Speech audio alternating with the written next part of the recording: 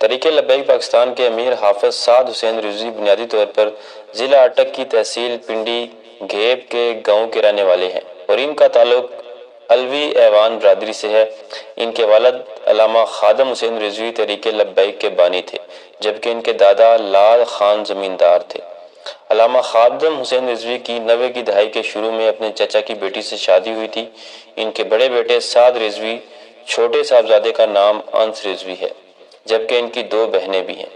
سعد حسین رضوی کی پیدائش تو اٹک کے گاؤں نکاتوت میں ہوئی، لیکن انہوں نے اپنا بچپن اور لڑکپن لاہور میں گزارا۔ ان کے والد کئی مساجد میں امامت و خطابت کی ذمہ داریاں نبھاتے رہے اور مسجد سے ملحق ہی انہیں رہائش کے لیے گھر بھی دیا جاتا تھا۔ سعد رضوی نے ابتدائی تعلیم لاہور کے ایک نجی تعلیمی ادارے رائل گرامر ہائی سکول سے حاصل کی۔ بعد ازاں وہ اپنے والد کے قائم کردہ مدرسہ ابو ذر غفاری میں پڑھنے چلے گئے۔ حفظ القرآن مکمل کر لینے کے بعد سعد حسین رضوی نے 1 سال تک قرأت و تجوید کا کورس کیا، پھر انہوں نے درس نظامی میں داخلہ لیا۔ بتایا جاتا ہے کہ حافظ سعد حسین رضوی حافظ قرآن ہیں۔ جامعہ نعیمیہ کے پرنسپل ڈاکٹر راغب حسین نعیمی کے مطابق حافظ سعد حسین رضوی کی عصری تعلیم صرف میٹرک ہے۔ انہوں نے درس نظامی جامعہ نعمانیہ اور جامعہ نظامیہ سے اس وقت کیا جب ان کے والد جامعہ نظامیہ میں پڑھایا کرتے تھے۔ علامہ خادم حسین رضوی شیخ الحدیث تھے اور ساری زندگی پڑھاتے رہے، اس لیے ان کا مطالعہ نسبتاً زیادہ تھا، لیکن سعد حسین رضوی مطالعہ کے حوالے سے اتنے مضبوط نہیں ہیں۔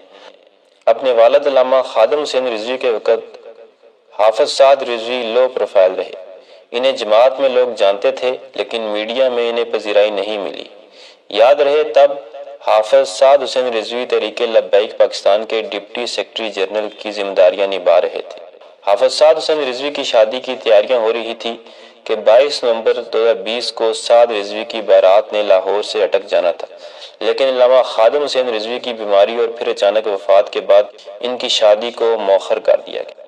31 نومبر 2020 کے روز مینار پاکستان لاہور کے سائے میں علامہ خادم حسین رضوی کا جنازہ پڑھایا گیا، جس میں لاکھوں کی تعداد میں عوام الناس نے شرکت کی۔ اسی موقع پر علامہ خادم حسین رضوی کے فرزند سعد رضوی کو ان کا جانشین اور تحریک لبیک پاکستان کا نیا امیر چن لیا گیا۔ جنازے کے موقع پر سعد رضوی نے خطاب میں اپنے والد کے مشن کو جاری رکھنے کے عزم کا اعادہ کیا تھا۔ اگرچہ حافظ سعد رضوی کو شورا کے مشورے سے امیر بنایا گیا تھا، تاہم تحریک لبیک پاکستان کے بانی رکن اور علامہ خادم حسین رضوی کے دیرینہ ساتھی پیر افضل قادری نے اس موقع پر اپنے انٹرویو میں تحریک لبیک پاکستان کے نو منتخب سربراہ حافظ سعد حسین رضوی کی ذاتی زندگی کے حوالے سے کئی دعوے کیے تھے۔ ٹی ایل پی کے سرپرست اعلیٰ اور بانی پیر افضل قادری نے ایک ویڈیو میں دعویٰ کیا کہ سعد حسین رضوی حافظ نہیں ہے۔ افضل قادری نے اس کے علاوہ بھی ان پر سنگین الزامات لگائے۔ پیر صاحب نے یہ تک کہہ ڈالا کہ سعد رضوی تو نشہ کرتا ہے، تو دوسری جانب تحریک لبیک پاکستان کی شورا کی جانب سے یہ بیان سامنے آیا کہ پیر افضل قادری کی باتوں پر بھروسہ نہیں کیا جانا چاہیے، کیونکہ انہوں نے پارٹی کو ایک ایسے وقت میں چھوڑا جب ان کے بیانات کی وجہ سے پارٹی بہت سخت کریک ڈاؤن سے گزر رہی تھی۔ بہت کم لوگوں کو پتا ہے کہ لبیک لبیک لبیک یا رسول اللہ نعرے کے خالق بھی سعد حسین رضوی ہیں۔ خادم حسین رضوی کی طرح ان کے صاحبزادے سعد حسین رضوی بھی اپنی تقریروں میں پنجابی ٹچ دیتے نظر آتے ہیں۔ انہیں بھی مولانا رومی، حافظ شیرازی، اکبر الہٰبادی اور علامہ اقبال کے اردو فارسی کے سینکڑوں اشعار یاد ہیں، جنہیں وہ اپنی تقاریر میں دہراتے ہیں۔ تحریک لبیک پاکستان کی عمارت حافظ سعد حسین رضوی کے لیے پھولوں کی سیج نہیں بلکہ کانٹوں کی راہ گزر تھی۔ امیر بنے چند مہینے ہی گزرے تھے کہ انہیں 12 اپریل 2021 کو گرفتار کر کے کوٹ لکھپت جیل کا مہمان بنا لیا گیا۔ ملک بھر میں احتجاج کا سلسلہ شروع ہو گیا، جس نے بعد ازاں پرتشدد صورت اختیار کر لی، جس کے پیش نظر حکومت نے تحریک لبیک پاکستان پر پابندی بھی عائد کر دی تھی۔ انہوں نے چند مہینے جیل میں گزارے۔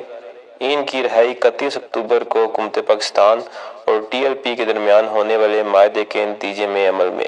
چند مہینے بعد ٹی ایل پی کے سربراہ سعد حسین رضوی اپنے اہل خانہ اور رشتہ داروں کے ہمراہ اٹک کے علاقے نکا کلا کے لیے روانہ ہوئے، جہاں مفتی منیب الرحمان نے ان کا نکاح پڑھایا۔